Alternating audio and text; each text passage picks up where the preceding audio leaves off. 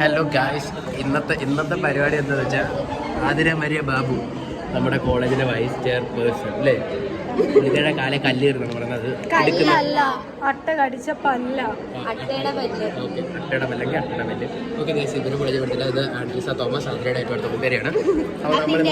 ആണാണ്, നമ്മുടെ എല്ലാം കൂട്ടുകാരാണ് ഗൈസ്.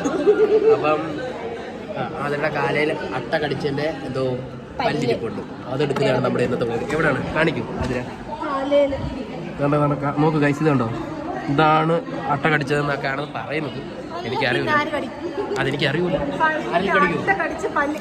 അത് തന്നെ ഗൈസ്. മുമ്പേ ഇച്ചിരി തൊട്ട് മുമ്പ് തന്നെ ഞാൻ വൈസിന്റെ കാലിലെ പരു കാണിച്ചായിരുന്നു.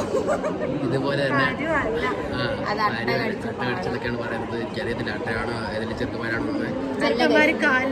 ചിലപ്പോൾ കടിക്കുന്ന കൊണ്ട് ഉണ്ടായിരിക്കും. ആൻഡ്രീസയുടെ കാലിലും അതേക്ക് ഒരു പാടുണ്ട്. വാഗമൺ പോയപ്പോ ചെറുക്കൻ കടിച്ചാണോ അട്ട കടിച്ചാണോ നമുക്കറിയില്ല. അട്ട ചെറുക്കനായിരുന്നു ഞാൻ അന്വേഷിക്കാൻ. തൂങ്ങിയായിരുന്നുണ്ടായിരുന്നു. കുത്തു പോലെയുള്ള അട്ട കടിച്ചതാ, ചെറുക്കനെ വല്ലില്ല. കുത്തായിരുന്നെങ്കിൽ പെണ്ണ് തന്നെ ആയിരിക്കും. കടിച്ചിട്ട് അങ്ങനെ പാടെന്തോ ആയിട്ടുണ്ട്, അതുകൊണ്ടാണ് ഇങ്ങനെ ഇടയ്ക്കിടയ്ക്ക്.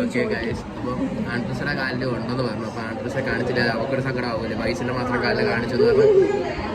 അപ്പം ഇന്നത്തെ ബ്ലോഗ് ഇത്രേ ഉള്ളൂ ഗൈസ്. വൈസിന്റെ കാലിലെ അട്ടയുടെ കടി. Sorry, bye bye bye.